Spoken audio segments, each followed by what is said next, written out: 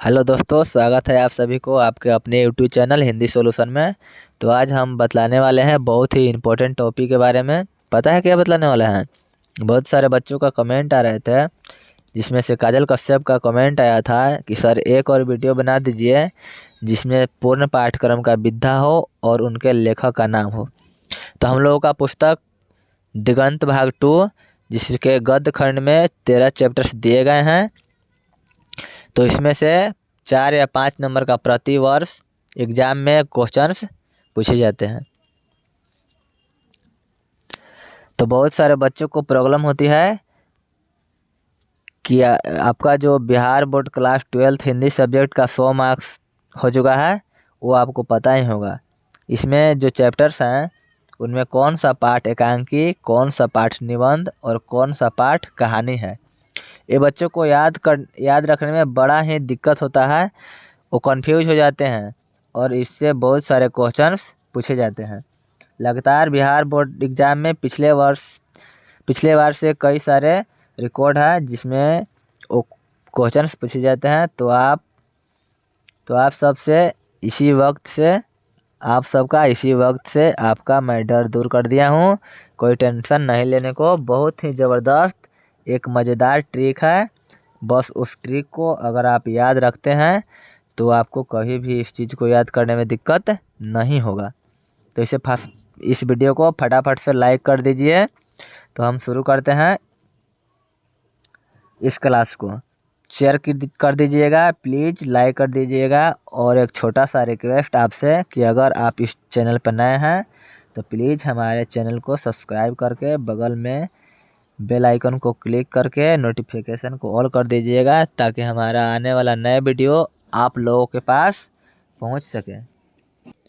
तो चलिए इस वीडियो को स्टार्ट करते हैं। तो शुरू से अंत तक बने रहें।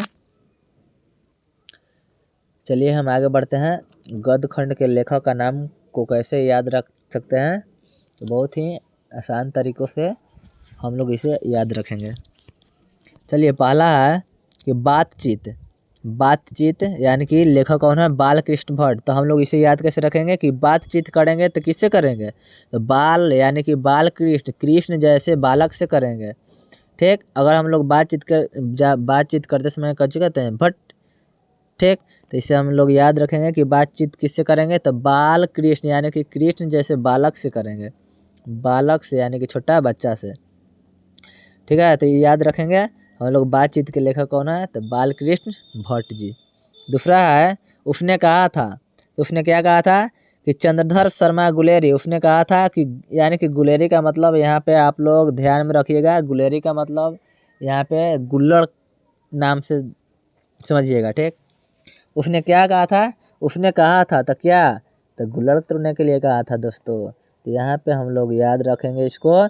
उसने कहा था कि चंद्रधर शर्मा गुलेरी। चलिए अगला है तीसरा नंबर, संपूर्ण क्रांति। ठीक है, यानी कि तीसरा जो है संपूर्ण क्रांति। तो संपूर्ण क्रांति, जब क्रांति होता है तो क्या होता है? जयकारा लगाया जाता है, जयकारा। ठीक, तो इसे हम याद रखेंगे कि जयप्रकाश नारायण। संपूर्ण क्रांति जयप्रकाश नारायण। चलिए अगला चौथा नंबर है कि अर्धनारीश्वर। तो अर्धनारीश्वर का मतलब होता है आधा नर और आधा ईश्वर। ईश्वर से हम लोग यहाँ पे देखेंगे, ध्यान में रखेंगे कि अर्ध सीधे आते हैं अर्धनारीश्वर, यानी कि ईश्वर कौन? तो राम जी। ठीक है, तो यहाँ पे हम लोग याद रखेंगे रामधारी सिंह दिनकर। चलिए अगला है पांचवा, रोज। ठीक, तो रोज के लेखक कौन है? सच्चिदानंद हीरानंद वात्स्यायन अगेय। तो हम लोग दोस्तों यहाँ पे याद रखेंगे ध्यान में रखते हुए कि इनका लास्ट वाला जो शॉर्ट नेम दिया गया है अगेय। ठीक है, तो इसको हम ध्यान रखेंगे। कहेंगे कैसे? रोज अगे। ठीक, तो इसको हम लोग ऐसे याद रख सकते हैं। ठीक, तो रोज सच्चिदानंद हीरानंद वात्स्यायन अगेय। चलिए अगला 6 नंबर है एक लेख और एक पत्र। ठीक, किनके द्वारा लिखा गया है? तो भगत सिंह द्वारा, ये अपने से ध्यान में रखना है, ताकि स्टूडेंट है तो इतना तो मेहनत करना ही पड़ेगा। एक लेख और एक पत्र के लेखक कौन है? तो भगत सिंह। और 7वां नंबर है ओ सादा नीरा। ओ सादा नीरा हम लोग किसको कहते हैं? तो गंडक नदी से भरा हुआ जल को क्या कहते हैं? तो ओ सादा नीरा कहते हैं। ठीक है, तो यानी कि ओ सादा नीरा के लेखक कौन हो जाएगा? तो जगदीश चंद्र माथुर। अगला है 8 नंबर सिपाही की माँ। तो सिपाही की माँ के लेखक कौन है? मोहन राकेश। तो इसको हम लोग याद रखेंगे कैसे? सिपाही की माँ को जब हम देखते हैं तो क्या होता है? तो मोह लगता है। ठीक है, तो सिपाही की माँ को जो हम देखते हैं तो क्या लगता है? तो मोह लगता है। इसीलिए हम लोग इसको ध्यान में रखेंगे। सिपाही की माँ क्या है, किनके द्वारा लिखा गया है? तो मोहन राकेश के द्वारा लिखा गया पुस्तक है। चलिए आगे 9वां नंबर है। 9 नंबर क्वेश्चन है कि प्रगीत और समाज। प्रगीत देखिए यहाँ पे गीत आ रहा है। तो प्रगीत, जब हम लोग समाज में गीत गाएंगे तो हम लोग का क्या होगा? तो नाम होगा। इसीलिए हम लोग याद रखेंगे नामवर सिंह। ठीक, यानी कि प्रगीत और समाज के लेखक कौन है? नामवर सिंह। चलिए अगला है 11 नंबर क्वेश्चन। यहाँ पे थोड़ा मिस प्रिंट हो गया है, 9 पे से 10 तो यहाँ पे 11 दे दिया गया है। जूठन। ठीक है, तो जूठन यानी कहना है इसको कि जूठन कौन खाते थे? जूठा कौन खाते थे? तो ओम प्रकाश वाल्मीकि जी खाते थे। ठीक है, जूठन कौन खाते थे? तो ओम प्रकाश वाल्मीकि जी खाते थे। अगला है 12 नंबर क्वेश्चन, हंसते हुए मेरा अकेलापन। तो यहाँ पे मल्य जी रोज प्रतिदिन अपना डायरी मेंटेन करते थे हंस हंस करके। मल्य जी हंस हंस करके अपना क्या करते थे? डायरी मेंटेन किया करते थे। ठीक है, तो हंसते हुए मेरा अकेलापन के लेखक कौन हो जाएगा? तो मल्य जी। चलिए अगला है 13 नंबर तिरिच। तिरिच यानी कि तिरिच के लेखक कौन है? तो उदय प्रकाश। इसको याद कैसे रखना है? तो जब उदय यानी कि उदय प्रकाश जब उदय होता है तो हम लोग तिरिच यानी कि तिरछा देखते हैं। जब प्रकाश उदय होता है तो हम लोग कैसे तकते हैं? तिरछे तकते हैं। ठीक है, तो इसको याद रखना है। तिरिच के लेखक कौन है? उदय प्रकाश। ठीक, अब अगला है 14 नंबर शिक्षा। तो शिक्षा क्या है? तो कृष्ण मूर्ति द्वारा लिखा गया, जय कृष्ण मूर्ति द्वारा लिखा गया एक पुस्तक है। तो शिक्षा, तो सबसे ज़्यादा शिक्षा किनके पास था? तो कृष्ण जी के पास। ठीक, तो इसीलिए हम लोग कहेंगे कि शिक्षा के लेखक कौन है? तो जय कृष्ण मूर्ति। चलिए आगे बढ़ते हैं हम लोग। तो अगर आप इसे ध्यान में रखिएगा तो आप लोगों को कोई परेशानी नहीं होगा, बस ध्यान में रहना चाहिए। चलिए दोस्तों, और हम आगे बढ़ते हैं। अब देखते हैं कि इस चैप्टर में कौन सा निबंध है, कौन कहानी है, कौन भाषण है, कौन एकांकी है और कौन डायरी है। इसे हम लोग ट्रिक के माध्यम से समझेंगे। चलिए आगे बढ़ते हैं। तो यहाँ पे देखिए, आप लोगों के लिए कुछ खास ट्रिक लेके आया हूँ ताकि आप लोगों को समझने में कोई तरह की परेशानी ना हो। तो यहाँ से देखते हैं ट्रिक क्या है कि नारी की बात सदागीत और लेख से बंधा हुआ है। ठीक है, ये दोस्तों ट्रिक है, इसको हम लोग याद कर लेंगे ताकि यहाँ से अच्छा से बना सकें। और ट्रिक दिया गया है कि नारी की बात सदागीत और लेख से बंधा हुआ है। तो यहाँ पे देखेंगे कि नारी, तो नारी कहाँ रहा है? तो अर्धनारीश्वर, जो पाठ हम लोग अभी पढ़ कर आए हैं, देख के आए हैं। ठीक है, तो नारी उसमें दिया गया है, यानी कि नारी से क्या हो जाएगा? अर्धनारीश्वर की बात, तो बात से बातचीत हो गया, सदा से सदा निरा हो गया, गीत से प्रगीत और समाज हो गया, और लेख से एक लेख और एक पत्र हो गया। और यहाँ बंधा हुआ है, तो बंधा से क्या हो जाएगा? निबंध। तो यहाँ से हम लोग कहेंगे कि इसमें इतना चैप्टर जो है क्या है? तो निबंध है। ठीक है, इतना चैप्टर जो है वो क्या है? तो यानी कि निबंध है। इसको ट्रिक से याद रखिएगा कि नारी की बात सदागीत और लेख से बंधा हुआ है। यहाँ से हम लोगों को पाँच चैप्टर जो है वो निबंध है। 5 चैप्टर क्या है? तो निबंध है। यहाँ से हम लोग देख लेंगे। चलिए आगे बढ़ते हैं हम लोग अब अगले नेक्स्ट ट्रिक की ओर। चलिए अगला जो ट्रिक है, ठीक, तो इतना यानी कि चैप्टर्स में 5 जो है वो क्या है, 5 चैप्टर जो है निबंध है। तो यहाँ पे दूसरा ट्रिक दिया गया है कि उसने रोज तिरछी नज़रों से कहता था, ठीक है, यहाँ पे दोस्तों हो जाएगा यानी कि उसने रोज तिरछी नज़रों से कहता था। तो यहाँ पे देखेंगे उसने, तो उसने से हो जाएगा उसने कहा था, और रोज से हो जाएगा रोज चैप्टर, और यहाँ पे तिरछी, तिरछी के मतलब हो जाएगा तिरछ, और नज़रों से कहता था, तो यानी कि नज़रों से ऐसे ही दिया गया है। और कहता था, तो कहता था का मतलब यहाँ पे हो जाएगा कहाँ से, कहानी, ठीक। यानी कि दूसरा ट्रिक से हम लोगों को 3 गो जो है 3 चैप्टर क्या है, तो कहानी दिया गया है।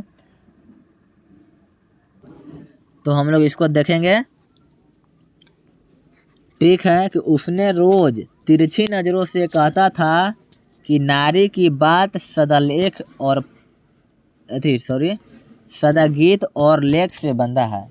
ठीक है, उसने रोज तिरछी नज़रों से कहता था कि नारी की बात सदागीत और लेख से बंधा है। तो यहाँ पे हम लोगों को 5, 3, 8 यानी कि 8 चैप्टर जो है, गद्य खंड का 8 चैप्टर जो है वो क्या है, 5 लेख है, 5 निबंध है, और 3 जो है वो लेख है,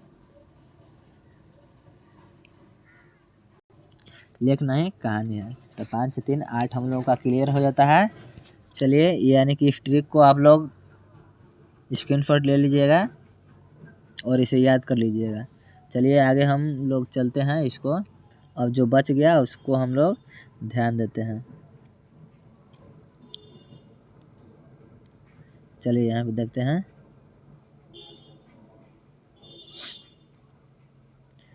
ठीक, यानी कि पहला चैप्टर जो है बातचीत, नारी की बात, नारी की बात, तो बात से हो गया बातचीत, नारी की बात, सदा, तो सदा से हो गया वो सदा निरा, सदा गीत, तो गीत से हो गया प्रगीत और समाज, लेख से बंधा हुआ है, तो लेख से क्या हो जाएगा दोस्तों, यानी कि लेख से एक पत्र और एक लेख और एक पत्र, और बंधा हुआ है यानी कि देखिए एगो छूट गया, बातचीत हो गया, और एक लेख और एक पत्र हो गया, वो सदा निरा हो गया, एक प्रगीत और समाज हो गया। यहाँ पे नारी की बात सदा गीत और लेख से बंधा हुआ है, तो नारी की बात यानी कि अर्धनारीश्वर, यानी कि 5 जो है वो हम लोग को क्या है, निबंध है। अब अगला है, अगला कि उसने रोज तिरछी नज़रों से कहता था, उसने रोज तिरछी नज़रों से कहता था, कैसे, तिरछी नज़रों से, तिरछी नज़रों ने कमाल ही कर दिया।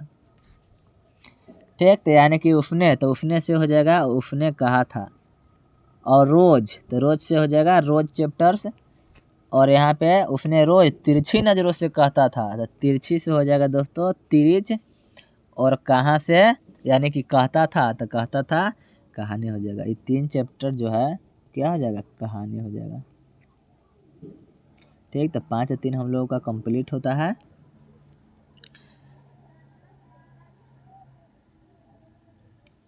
तो हम लोगों को बच गया कौन, तो यानी कि संपूर्ण क्रांति बच गया। तो देखिए हम लोग समझते हैं कि संपूर्ण क्रांति, तो जयप्रकाश नारायण द्वारा लिखा गया पाठ है।